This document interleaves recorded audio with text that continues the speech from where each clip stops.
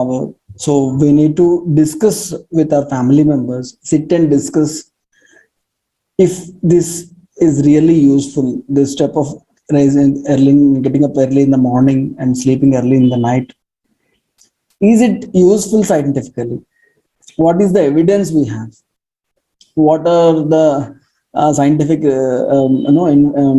research papers saying about this early rising?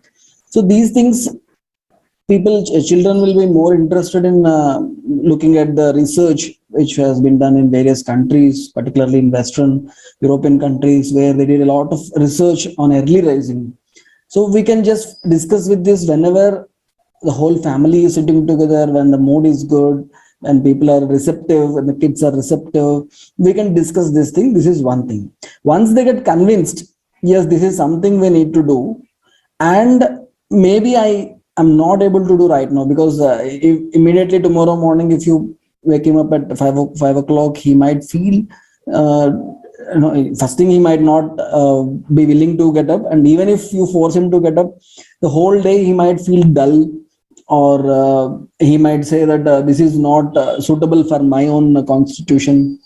So you can discuss how we can implement this thing without causing any discomfort. So maybe we can start it in an incremental way. We sleep 15 minutes early and get up 15 minutes early, or 5 minutes early and 5 minutes early. Slowly we will make it incrementally, like 15 minutes, 20 minutes, half an hour, 1 hour. Early we will sleep and early we will get up. That is one thing which will not cause a drastic change suddenly in the entire metabolism, and that will slowly make them get adjusted to the new schedule. Another thing is, we need to keep something which is very, very motivating for them to do immediately after getting up. So even see, when you make your son sit and ask him about his plans, his these things, he will also have certain goals and other things which he wants to achieve, but because of so many constraints, he might not be able to do that. So you can discuss with him. Maybe you can help him do such things which he is postponing from many days, or anything which is very interesting. Or maybe if my kids, actually, they like to play with me, so even though they play with their friends, they like to play with me. So whenever I say we'll get up, we'll play on the first floor, we'll go upstairs and we'll play. They're always ready. We use kites, and we use arrows and bows and guns and shooting and all those things we do early in the morning, and they're so happy to do that. So something which is interesting, depending upon the age of your kid, whatever is interesting to him, we can plan, and gradually, slowly, step by step, in baby steps towards getting up early in the morning might help. This is what you can try, and also you can discuss, you can share with us whatever response you have got. Yeah, thank you. Actually, two of the things which you've told are very useful for my son, and one of the thing is useful for me, like, increase it by 5 minutes, 10 minutes and all that. So thank you very much. Thank you. Thank you. So elaboratively you have explained. Yeah. Okay. Yeah.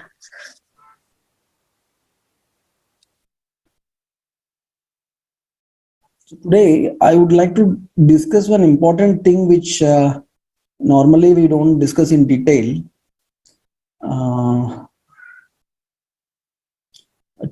Two topics. So we all know we are what we eat, and we eat what we are. So when we choose good food, when we choose healthy food which nourishes each and every cell of the body, food which is natural, food which is having that life energy, that food is definitely helpful in strengthening our body, increasing our energy levels, but it will also alter our mental state and take us to the higher level. We all have a lot of capability, a lot of potential which is unused. So we can tap that potential just by altering our mental state, and we can alter our mental state just by eating healthy. So a lot of research also went into this particular thing. So just by altering our food pattern, altering just by choosing the right food and eating in the right time, we can change our mental state. And when we choose the wrong food, food which is not so healthy, food which is not having that life energy in it, food which is preserved, reheated, lot of spicy and oily, fried food, food which is a stimulant like lot of caffeine, lot of tea, coffee, lot of smoking, alcohol, lot of things which numb the brain like alcohol and some drugs and all those things. All these things have a profound effect, negative effect on our mental state. So it's very important for us to choose the right food so that we will stay in a right state of mind. And the opposite is also true. We eat what we are. If we are in a right mental state, if you are happy, if you are strong, if you are enthusiastic, if you are hopeful of life, if you are full of energy, then naturally you will choose the right food. You will have the strength to choose only the right food. But when you are not happy, you are depressed, you are stressful, you are feeling anger or fear or irritation, anxiety, stress, tension, any kind of disturbed mental state, brain wants to come out of that state by choosing a food which will make you forget about all these problems. So obviously some food which is stimulating, which will make you forget all those things, which will take you to a different state, so such food you will be craving for. And if you are staying in a disturbed mental state for a longer duration, you will be eating more and more unhealthy food, you will choose more and more unhealthy food. And nowadays it is so easy to get this unhealthy food. If you want to have healthy food, it is a bit difficult. If you want to have unhealthy food, just touch the phone and you'll get instantly the unhealthy food. And this is what is happening. People are craving foods which are full of artificial flavor enhancers, which will make you crave and eat more and more food. So it's very important for us to stay in a better mental state so that we will choose the right food, and choose the right food so that we will be in a better mental state. So just let us look into Bhagavad Gita.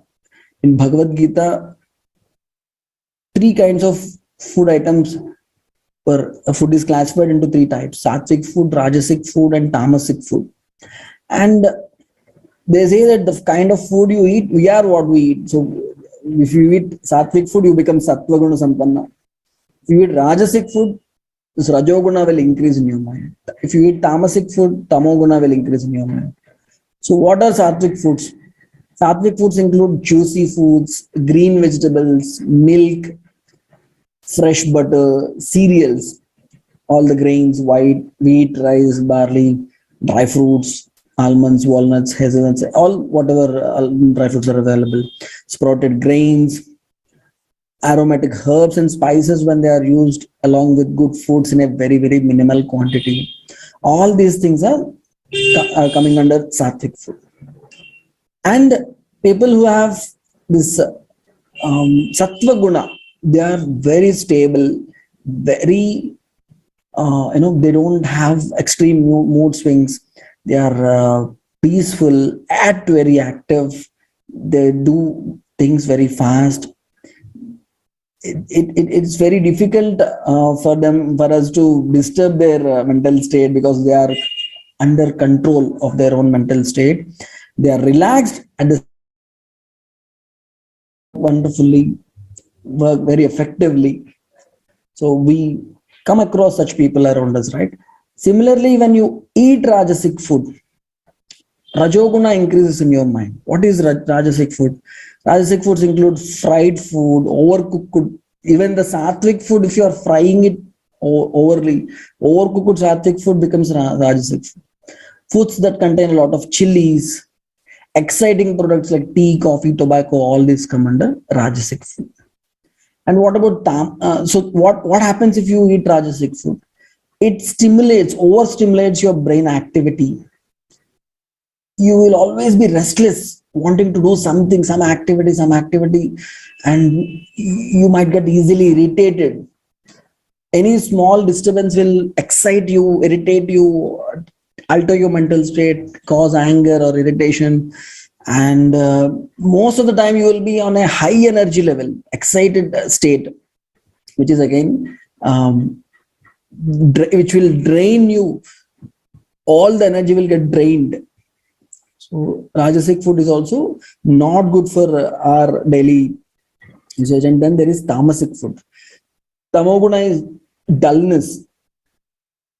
So what is Tamasic food? Tamasic foods are foods which are cooked in advance, kept for too long in fridge, canned food, preserved food, lots and lots of heavy non-vegetarian food, wine, alcohol, all these things which are very difficult to digest, heavy in nature, not freshly prepared, reheated, kept in fridge, refrigerated food. All these food items will bring down that enthusiasm in life. People who eat a lot of tamasic food, they tend to be dull, not so much of any goals and ambitions in life. They just want to be like that. So such kind of emotions, such kind of attitude will increase if you regularly consume tamasic food. So it's very important for us to choose as much as possible 90% sattvic food in our day-to-day food this thing. So sattva is balance, harmony, positivity, peace, clarity, lightness, creativity, openness, and intelligence. So when you eat sattvic food, you get all these qualities, you get this mental state. And doesn't mean that Sattvaguna people will just sit and meditate. No, they are very productive. They do more, they achieve more. They can do more things in less time, and yet stay without any stress, peacefully. They'll be always in a state of bliss. This Rajoguna is like excitement, movement, activity, energy, passion, desire, agitation, anxiety, egotism. All these feelings, they get increased when you eat a lot of Rajasic food. Then this Tamoguna is inertia, inactivity, negativity, apathy, dullness, dark feelings, delusions, depression, ignorance. So all these things is tamas. So when you eat lots and lots of preserved foods, refrigerated, tinned, canned foods, mind tends to become dull. Tamoguna tends to get it gets increased. So it's very important for us to choose maximum Sattvaguna Bhushta Ahara foods which are having lots and lots of Sattvaguna. And some foods are naturally heavy and difficult to get digested, whereas other food items are naturally light and they get easily digested. So digestive power of some people is very high and other people is so low, making even the lightest food difficult to digest. So cooking and adding of spices converts heavy food into easily digestible food. But if you add more spices, overcook the food, again the same light food becomes heavy. So normally cooking and adding spices is to make heavy food into lighter food. But the kind of spices we are adding, the quantity of spices we are adding, and the kind of cooking we are doing, that is increasing the heaviness of the food. Preparation of certain food items adds extra heaviness and converts even easily digestible food into heavy food. It's very important for us to eat light, easily digestible food. Because nowadays most of the people, their digestive system is very weak. Very few people are there who are having a lot of strong digestive power. So today I just wanted to discuss one important topic, that is compatibility of food. So whatever food we are eating, it should be compatible with our own body constitution. And when you mix 2 or 3 kinds of food items, they should also be compatible with each other. This compatibility is very important, and often we ignore very simple principles which are very useful in choosing the right combinations. Combinations of certain types of foods, they may have opposite properties. They have opposite activities on the tissues. So it's very important for us to understand this particular compatibility. In Ayurveda, we call this topic as Viruddhahara. Viruddhahara is like mixing two items which are not compatible with each other. So this compatibility, if we understand, any kind of food you take, it can be very nutritious, it can be easily digestible and even easily excretable. But sometimes food is not compatible with another kind of food and we mix them. Both are good foods when taken separately, but when you mix them, when we mix two or more food items, if they are not compatible with each other, they will cause some trouble inside our body. And of course, that particular food should also be compatible with the constitution of the person who is consuming it. So whenever there is no compatibility, this food will disturb the health, and sometimes it can cause some serious diseases also. It's very important for us to look at the compatibility of the kind of foods which we are mixing. So when there are having opposite properties, two different foods are having two different kind of properties, so they have different kind of activity, they can have different effect on the tissues, and you mix them together, that will cause a problem. They may exert some unwanted effect on body when processed in a particular form. If you cook it in a specific way which is not compatible, and if you mix them in a certain proportion which is not compatible, it can cause some undesirable effect. If you take the food in an incompatible time, normally in different time, like for example, curd is not compatible with our human body in the night time. So if you consume it in the wrong time also, it can cause some problem. And topography is a science. Topography is called is a science which is related to the combination of food. If the kind of food which you are mixing together, they are not compatible with each other. Simple examples I will tell you. I'll also try to go deeper also. So if you look at this,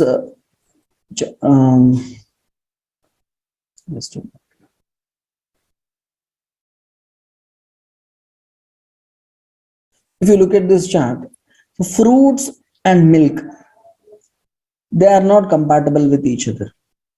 Fruits are very good for our health. Milk is also very good. But when you mix fruits and milk, the mixture, fruit, milkshake, or whatever you call it, it is not good for human body. A lot of research went into this combinations. And what happens when you mix fruits and milk? What happens when you mix honey and hot water? Hot water is excellent, very good for our problems like cough, cold, obesity. We all know hot water is very good. Even government recommends drinking hot water whenever you have some infections and all. It's very, very useful. Honey is also very good. Honey strengthens our lungs, reduces respiratory troubles, increases immunity. But when you mix honey and hot water, it becomes incompatible. When you heat honey, then it loses its goodness and becomes unhealthy. When you take honey with food items which are hot in nature, like hot dosa or idli, you put honey on it and take it. Or you take green tea and mix hot green tea, mix honey, and it is not healthy. So, a lot of research again went into what happens when you heat honey or take it along with hot things, and how it will have a negative effect on the body. So simply, there are some principles which we need to understand. For example, when you mix cooked food and uncooked food. It's simply logical. Even if you don't know a lot of scientific research, you can simply think with your own mind. To cook, to digest cooked food, the effort of body is different. To digest uncooked food, it is a different kind of ball game. So body needs different kinds of digestive juices to digest uncooked food, and different kinds of digestive juices to digest cooked food. When you mix them together, so it will not be able to digest both kinds of foods completely. So some food will stay indigested, and lots of toxins they get produced. So when you eat salads along with cooked food, that is not compatible. So if you want to eat raw food, eat it at least 2 hours before consuming cooked food. Don't consume cooked food and uncooked food together. Similarly, consuming cold food and hot food. Food which is cold in temperature and food which is hot in temperature. If you mix them both and consume it, again, it will cause some problem inside the body. You go to a hotel, you order a cup of coffee or tea, and they will serve you chilled water. You drink the chilled water glass, and then you drink a cup of hot coffee. So both are extreme temperatures, not compatible. Or when you're eating hot biryani along with chilled Coke or thumbs up, cold and hot food, not compatible. So it's very important for us to choose the right combination of foods. So I have a list of items which are not compatible with each other, and we have classified them into, these are all different types of wrong combinations. Desha Viruddha, diet which is contradictory to a given region. This particular food item is not compatible for people living in this particular region. For example, the area is dry area and I eat dry food items. That increases dryness. Already I'm having a lot of dryness in the body because the temperature, the atmosphere is dry in nature, and I eat more and more dry foods. Or the area is completely marshy area. Lot of humidity is there, lot of coldness is there. And then I eat a lot of unctuous items, lot of oil, lot of butter, lot of ghee. That is also not compatible with the area in which I am living. Kala Viruddha. So some food items are not compatible with a particular time. For example, in winter, if you eat lots and lots of cold foods, dry food items, that is not compatible in a winter season. Or if you take lots and lots of hot and pungent substances in summer, it is not compatible. Similarly, Agni Viruddha. Agni is our digestive strength, our capacity to digest food. So intake of such foods which are not in accordance to our digestive power. Consuming heavy food items when our digestive capacity is very low, or consuming very light food items when our digestive capacity is so high, so strong digestive strength, and you are eating only light food. Both are not good.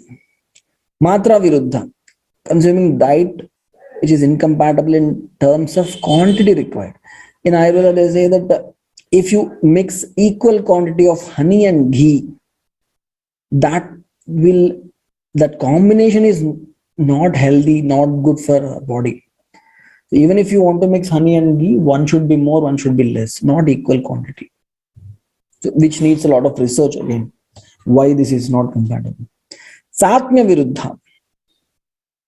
So normally we have some affinity towards some food items and we regularly eat it and it becomes satmya. Means we get used to such food items. So suddenly you take different kind of food items. You are accustomed to eat pungent food, hot food. but suddenly you keep eating more and more sweet and cold food items. That is opposite to the things which you got accustomed to. That is called Satmya Viruddha. Then we have Dosha Viruddha. For example, my nature is a hot nature. I am a Pitta Prakriti, fire water type of person. And I eat more and more hot and spicy food, which is again increasing the excess Pitta, which is already there inside my body. So that is Viruddha. That is, I need to have some food items which are cooling in nature, which will bring down the excess heat inside my body. And if I don't take such food items, it is Dosha Viruddha. Sanskara Viruddha. Consuming such preparation of food items which become poisonous when prepared in a particular way. So this is, a typical example which we don't find regularly. Like in those times, they used to eat peacock meat. If you cook like if you take castor wood and lit a fire with it and cook peacock meat with it, it is not a right way to cook it. But I will give you another example, which is heating the honey. So it is sanskara viruddha. You should not heat honey. That will, create a lot of trouble inside the honey, which gets transferred to our body, and body will undergo a lot of troubles when you heat honey or add it to hot things. That is sanskara viruddha. Then we have virya viruddha. Eating food items which have potency opposite to each other, and when they are consumed together, it is called virya viruddha. Fish is having a hot and tikshna gunas, and milk is having snigdha mrudu gunas. So when you mix them together, their virya is opposite, the strength is opposite. So it is again a wrong combination. Kosta viruddha. Consumption of those foods which are contradictory to one's nature of digestive tract. So, for example, we have very mild digestive power, and we are eating a lot of heavy food, and this particular heavy food is also having a lot of purgative action, and you can't digest it, and without digesting it, it will try to come out of the body, and it will create a lot of trouble. So your gut get, sometimes your some people, they have a gut which is very sensitive, and you give stimulants which will irritate and over irritate the gut, then we find troubles like irritable bowel syndrome and all. So according to our own gut strength, we need to choose our right food items, like kosta viruddha, if you don't choose it accordingly. Avastha viruddha. Intake of food in contrast to one's state of health. So a person is sleepy, and he is eating more and more cold, heavy and slimy food, which will induce more sleep. And already he is a sleepy person. He sleeps 10 hours, 12 hours a day, and he's eating foods which will increase more and more sleep. So that is avastha viruddha. A person is having a lot of fever, and when the fever is high, the digestive strength will become very, very weak, and you give a lot of heavy food to such person with fever, that will again worsen the fever. It will cause more disturbance. So it is avastha viruddha, state of health. Krama viruddha. So there are, this is again a big topic which we will discuss some other day. So we need to consume food items in a krama, in a order. So like first we need to consume sweet, then we need to consume dal, then we need to consume the pungent and bitter taste. Again we can end it with sweet taste, like that. That is a krama. And we should also consume food after your bowels are empty, after your bladder is empty, when you have appetite, so after the previous meal is digested. So all these things are some rules which we follow. But if you don't follow, if your bladder is full, your bowel is full, and you eat food, you don't have hunger, you eat food, So such things, or you don't eat in a right order. All these things are, again, they are called krama viruddha. Then we have parihara viruddha, consuming which food items which are against prescription. For example, pork is something um, which is not compatible with hot substances.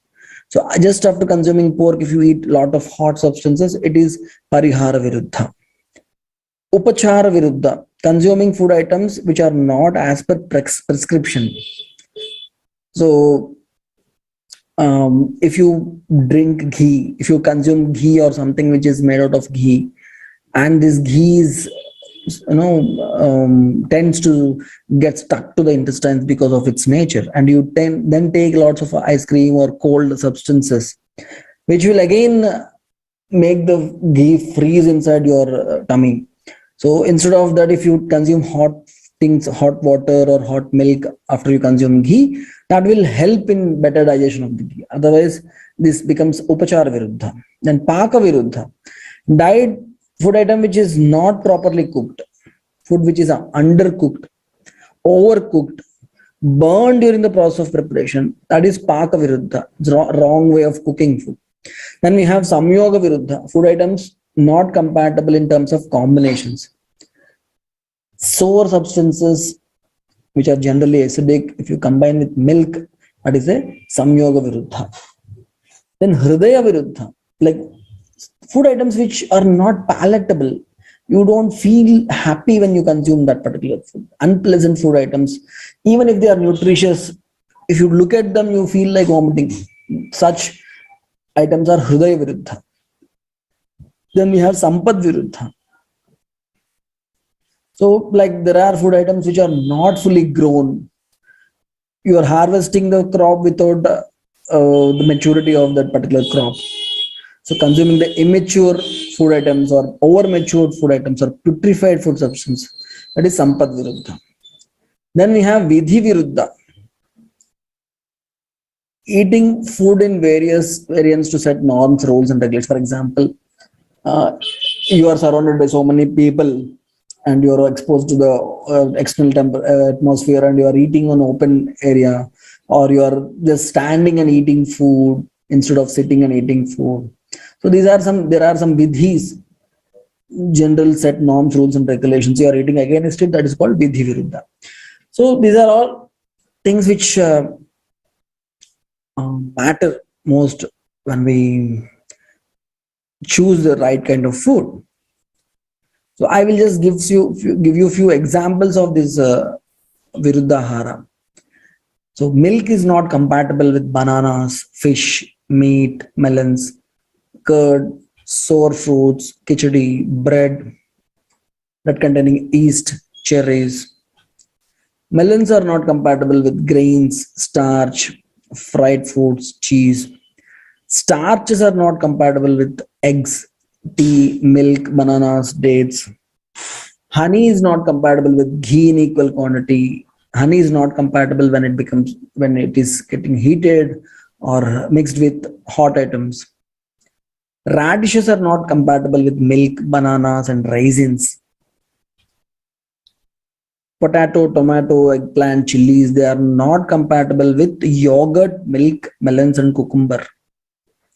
Yogurt is not compatible with milk, sour fruits, melons, hot drinks, meat, fish, mangoes, starch, and cheese. Eggs are not compatible with milk, meat, yogurt, melons, cheese, fish, bananas. Mangoes are not compatible with yogurt, cheese, cucumber. Corn is not compatible with dates, raisins, and banana. Lemons are not compatible with yogurt, milk, cucumber, tomato.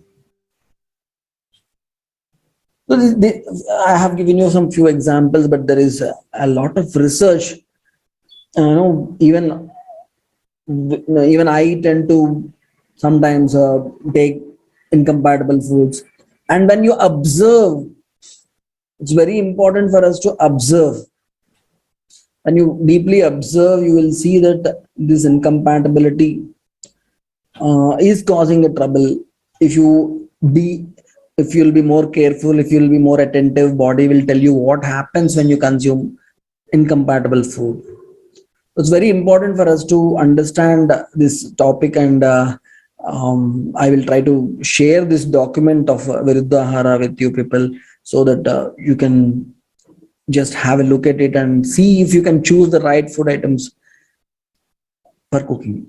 Then we Ji bhaiya, yes. Namaste. Manisha ji, yes.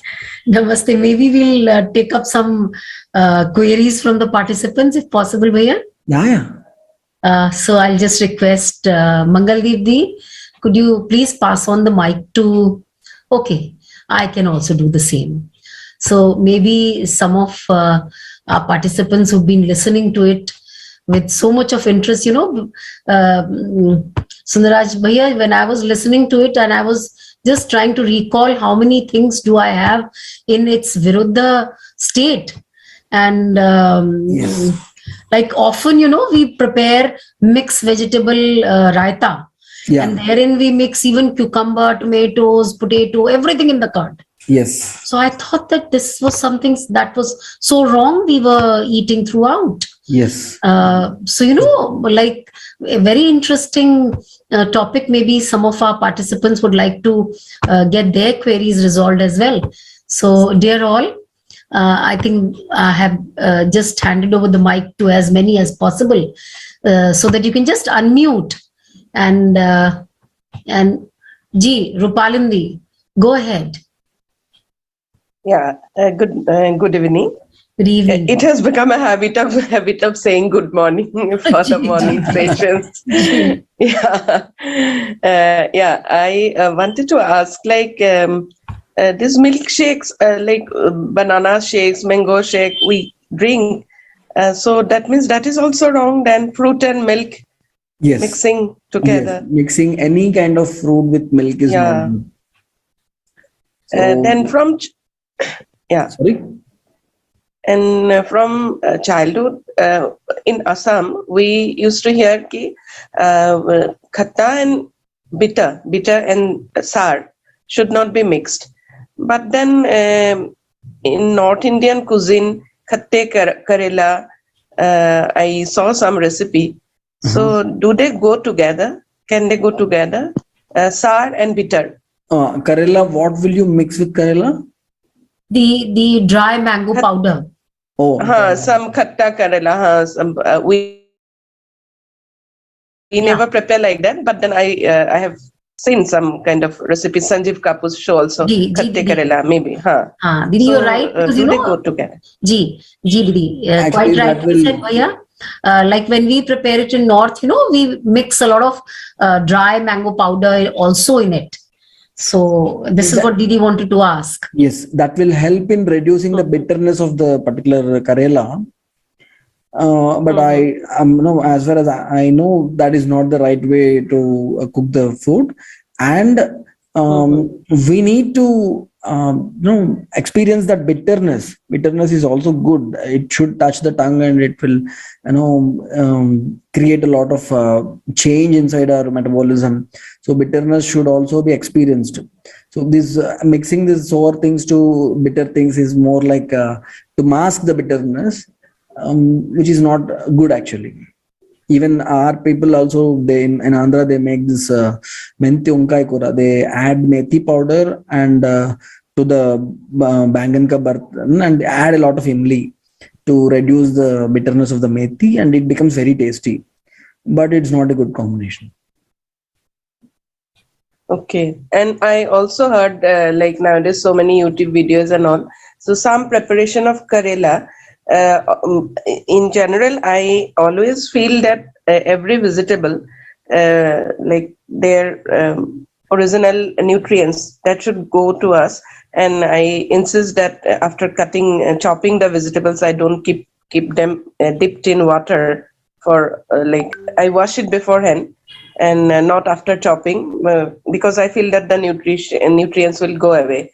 But then I heard some recipes that Karela, that they squeeze out the totally squeeze out maybe to reduce the bitterness. But as you have just mentioned, I thought that even that bitterness that is required. It's It's not very, only for taste, very even important. inside. Yeah, Yeah, yeah. yeah. So lots and But lots then of that is thrown away. That is squeezed out. yeah. They give the recipes like that. So many wrong things every day we are doing. Yes, yes, true, very true. Just to make it palatable, just to make it Hmm. good to taste, we are losing a lot of nutrients, and these are medicinal properties which are present in Karela. So lots and Yeah, lots of yeah. infections, lots and lots of worms, parasites, they die if you regularly consume Karela. So, but Hmm. you lose that property if you try to reduce that bitterness by adding or squeezing out something which is giving that bitterness. Hmm. And Bhaiya, before that, this regarding sleep, I wanted to ask something. Like our children, they have got such a wrong pattern. Whereas I am an early riser from childhood, that 4 o'clock it has remained like that. In Assam, 4 o'clock it's daylight, but Oh, in other parts I have stayed.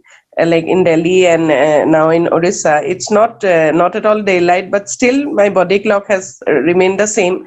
4 o'clock I get up, but I could not give the habit to my children. They are young adults now. So yes. nowadays in the internet, so many articles are floating that it says that some people are like from birth they are like that. They're owls and larks. They call it like that. The early risers are called larks, and the late risers, they are like night people. And it is scientifically proven. This they want to claim. So our children also read those things, and they want to justify their status that everybody is not like you, everybody is not like that. Whereas I want to tell them that with nature, like we have to get up and sleep. Of course, in modern times, because of the light bulb, electricity, and internet, we have like elongated the days, like daylight, artificial daylight we have created, but still we have been following that. But then today's children, youngsters, at night time only their life starts, and half of the day they are asleep. So Yes. So how actually, the like is it scientific that the calling that these articles no, talk about it, definitely, that definitely night not scientific. Definitely not scientific. yeah, earlier, how could then so many generations, how they were not like when there was no electricity and this thing, internet. If it is so very scientific that some people are from birth they are like that, then did they keep awake the whole night? Everybody used to sleep Yes, yes, earlier. yes. Yeah, that's So true. now, See, when there was not no electricity, people used to put off the lamps early. So this natural hmm, phenomenon of secretion of this hormone called melatonin, it used to get hmm, produced in a right way in the right time, normally between before 9 o'clock in the night. And the peak production of this melatonin will happen between 10 to 12 and 12 to 2 in the night. And that production of this hormone induces sleep. And and this happens for everyone. It's not like only for people who get up in the morning, it happens. No, for night owls also it happens. hmm, And hmm, this melatonin production is very important for us to do so get so many good things happen inside our body, like regeneration of each and every cell of the body, repair of old cells, rejuvenation, energy production. All these things will happen, and sufficient amount of melatonin gets produced inside our body. Now if you expose your body to artificial light, research has proven that hmm, this artificial light will reduce the production of melatonin by more than half. So when this hmm, less production of melatonin happens, then it's not like definitely you will not get sleep because melatonin production is reduced, but so many other hmm, bad things will happen inside the body. This regeneration process will not happen, the cell repair will be disturbed, so many other things like mood swings will happen, mind gets disturbed, mental depression and other many, there are so many things which will happen, and doctors are prescribing melatonin as a medicine. hmm. the hormone which gets produced free of cost in our own body if you just switch off the light and sleep. That same thing you are being prescribed by doctors, it is very costly also. So why should we take that prescription? And this melatonin prescription has been recommended by World Health Organization. So it's nothing like night owls or anything. If you consider like that, then every kid is night owl right now. No, very few percentage of kids only will sleep early if you even if you don't ask them to sleep, right? So it's not we it's not don't the see case. any young people. Yeah. We need to again discuss with kids, and this is very convenient. Nowadays the research is like this. So they will say coffee is good, it will reduce the incidence of cancer. If you regularly eat chocolate, it is good. Regularly, if you take little amount of alcohol, it is good. For heart, they say. Yeah. All this is sponsored research. If you give enough money, they will also prove that eating gutka will reduce cancer. So this is called research mafia. There is a research mafia which will try to prove anything if you pay money. So this is not the case actually. So every kid can sleep early and get up early with enough motivation and enough strength, and of course support from the family. So it's very important for us to discuss and ask them to experiment step by step. Nowadays forget about, even if a person is a night owl, maybe he will sleep by 11 o'clock, 11:30 and get up by 6 or 7. Nowadays it's not the case.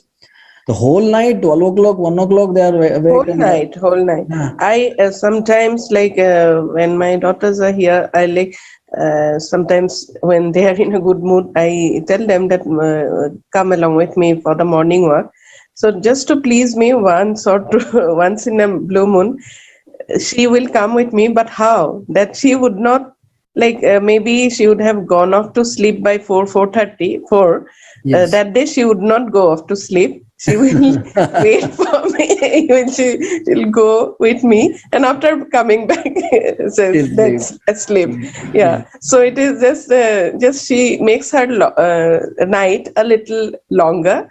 Yes. And then she meets me in the morning. She keeps awake, I get up, and then it's like that. But in the family it's very difficult to inculcate, like they don't listen to their own, like by example I could not teach them, like I'm the only one who gets up early, so I don't live in the same time zone with like the 3 members in my family. They are all like they keep awake at night, and my schedule is totally different. So that way, you should cut a deal with your daughter, like weekly, at least 3-4 days. If you can get up first, you have to sleep early, and then if you can get up early, we can go somewhere, we can do something like this or something very interesting thing, whatever gives her. Just think if she's having a picnic or something like which is very exciting, some trip or something like that, if she will get up early in the morning without any difficulty, right? So they have their own choices now, like one is 20, one is 24. yes. So, very difficult. Maybe we should ask them what is very passionate for them, and keep such things early in the morning. Maybe they will try to experience. They have to experience, not just 1 day or 2 days, at least 1 month. Maybe you can take them to some kind of retreat where the whole curriculum is very strict, either Vipassana or something like that, where they'll force you to sleep and force you to get up early in the morning. That will change the entire biological clock. We have to try different things until but then the internet is the king at this moment. Internet keeps them awake. One of my patients, she says that whole night I will watch this series, binge watch. They do that. Yes. So I told her, why don't you watch in the morning or daytime? She says, no, when I watch it in the night time, it gives me more kick. And everything is and their peer groups, they are awake the whole night, like they don't meet otherwise. Yes. Like I asked that to my student also. Yeah. And she says that Miss like only at night all of them are online, because the up to 9 or 10 o'clock they have their own thing, like the course or Rupali class Nidhi, or whatever. we Yes. have many Yeah. more co-explorers, so let's have some other sharing as well. Yes, yes. Yes. Sure. Certainly, thank you. जी भैया. So Bhupathi भैया. Namaskar. Ji I'm ji Bhupati दीदी from नमस्ते. Coimbatore, ji Tamil Nadu. I'm working in Amrita Vishwavidyapitham. Ji. Namaste ji. One thing I want to add to this is, instead of going always behind pills, that is the tablets, syrups, why can't we go in the naturopathy, like that of tulsi leaves for cold, that too the tutti Home leaves remedies. for Home remedies. pipes, like that. That's good, because my son from the childhood, he had some wheezing problem. Then when I went to doctor, they told you have to give Astalin. Then I gave for some 2-3 years. But it seems repeatedly I have to give whenever he get cold and all. Repeatedly I have to give. That situation came. Then I switched to the Kuppameni in Tamil. Usually they will call it. So that one, it worked good. I prepared a soup instead of normal junk foods for the snacks. I will give this as a snack for him. This one, then moringa soup, like that. So weekly thrice I gave. Then totally till now, he is now 11 years. From 6 years to 11 years, I didn't go to hospital for the cold, like that, wheezing problem. Totally it stopped. So whenever he will tell that, if he wants to take ice cream, he will tell that tomorrow I will bring the soup, ma. Then I will have the ice cream. 3-4 ice creams continuously, even at night time also he will take. The problem didn't come. So why can't we go behind the pills, all these things and all? It is of harm to the kids, no. Bhupati Ji, you are absolutely. Sundar, I'd like to share an incident just for Bhupati and for all the co-explorers here. The purpose of this session is not health consultancy, rather is how to live a holistic health life.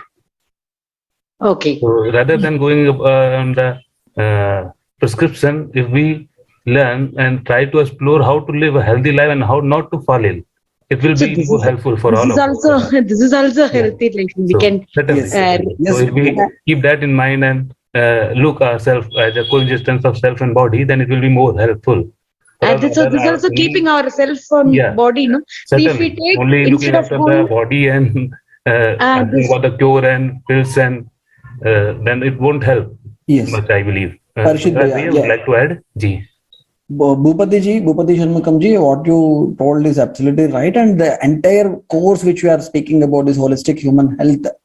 This entire syllabus which we have prepared, it speaks about the same thing: how we can stay healthy without going to a doctor, without using. Yes, that's what I am telling. Even many herbs are there. Many herbs are there which will cure us, which is used in our ancient period. If we get practice in that, it will definitely cure. The recipes are more good. If instead of going for pizza, all these things, if we go for these kind of, at least as a mother, I should practice to my kid. Yes. So I should, as a teacher, I should give to my student in the class at least a small thing. If I tell to my student about some incident, like that interesting incident, if I add to them, they will. So definitely, when they follow, it will be good to the younger generation, like that. That's what my opinion. Luckily, we have this home remedies as a part of the syllabus of holistic human health. So in the book also, these home remedies which were being practiced in our ancient times, or grandmothers or grandfathers, they used to teach us how to solve small troubles with simple things available in our kitchen. So definitely it was. So it was really, it worked. In my experience, really it worked good.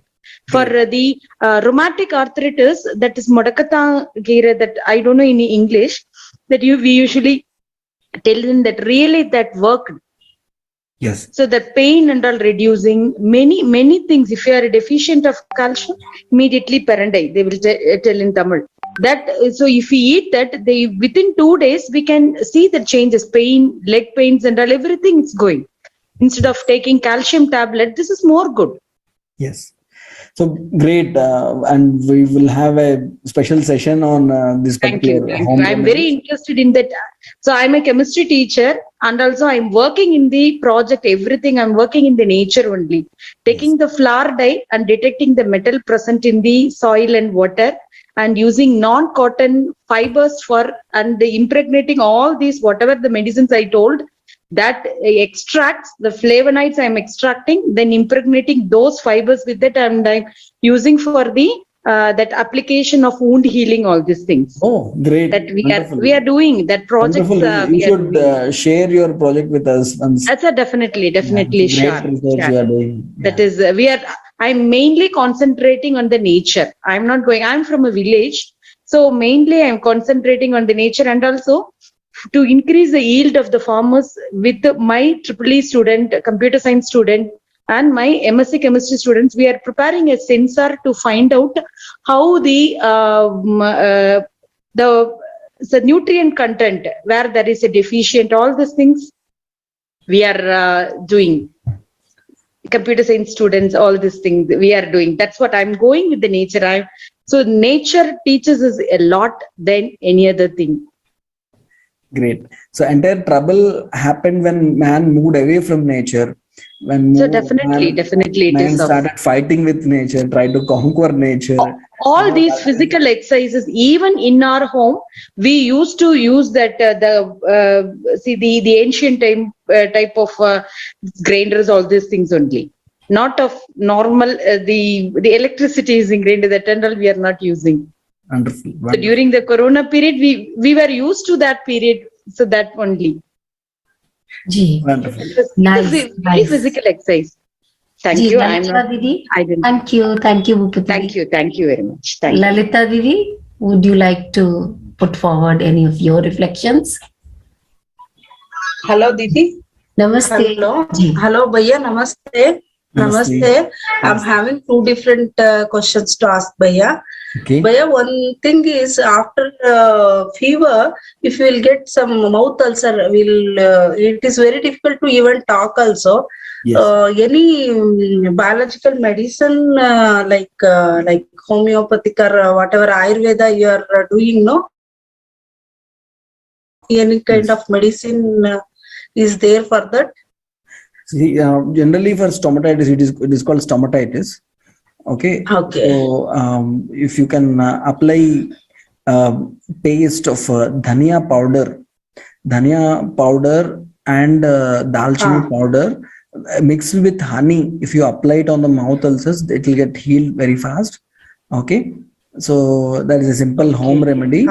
Of course, we do have so many Ayurveda medicines which will help in reducing, but the mouth ulcers, we need to understand that they are happening because there is excess heat inside the body, excess inflammation inside the body. And sometimes if you have some excess acid production inside the body, acidity, some kind of gastritis inside the body, that reflects as mouth ulcers inside our oral cavity. So we need to take care of that particular part also, which will automatically reduce the mouth ulcers. So if someone is suffering with more is good actually. More of allopathic medicine also, it will yes. They'll form, I think, no? Yeah, allopathic medicines, if even Ayurvedic medicines also, if they are having excess heat. But it will be there in the prescription, no? The doctor prescription, it will be there. So definitely we need to take healing by the fever or something else. So that's why if we will take immediately, side effect it will show. So yeah, that's why. Like the earlier speaker was pointing out, so we have so many home remedies for simple problems. We can easily bring them down with things which are available in our kitchen, in and around our house. And if the problem persists, then we can go to the doctor and ask for some medicine. But it is important for us to not use a lot of antibiotics, not use a lot of painkillers, Okay, whatever might be the thank you. problem. And one more question I'm having, like while preparation of palav or khichdi something, there's some peoples they will add. Okay, okay. One more thing, Bhaiya, one more thing I wanted to ask. While preparation of palav, usually in our Karnataka and all, palav, vegetable palav, like that we will prepare. But some peoples they'll add curd to directly to the content while heating itself. It is good? It is not No, good, no? definitely not good. Definitely not good. Okay, okay. Heating curd is definitely not good. Yes. This is what we had talked a little while ago, isn't it, Yes. Sundar Bhaiya? Yes, yes, You were yes. giving that what is Viruddha, Yeah, yeah. right? Yes. Okay, So, okay. nice. Thank you, Lalitavi. Thank you, Didi. Thank you, Bhaiya. Thank you. Welcome. Bhaiya, it was another interesting session with an in-depth information about so many combinations of food with respect to the holistic health perspective. Yes. So I think there'll be another interesting session on coming Friday where it'll take us maybe deeper into the combination of various food that we eat in our day-to-day life, and yet unknowingly they are viruddha. Nice. We'll try to share the document also on Viruddha. Very nice, Bhaiya. Ji. So, as we could see that Shivadasan Bhaiya was also mentioning that very spicy discussion on food and food habits. Yes. So I think it's time to say thank you to you and thank you to all the participants, all our fellow co-explorers who've been interested in listening to the session and put up interesting queries to add more spice to the discussion. As Bhaiya has mentioned spice, so even I thought I'll take an opportunity to use the word spice. Yet, Sundar Bhaiya, thank you so much. And we'll be looking forward for another session on Friday with more insight into some more topic. Sure. Ji, thank you so much. So, Shubharatri, good night.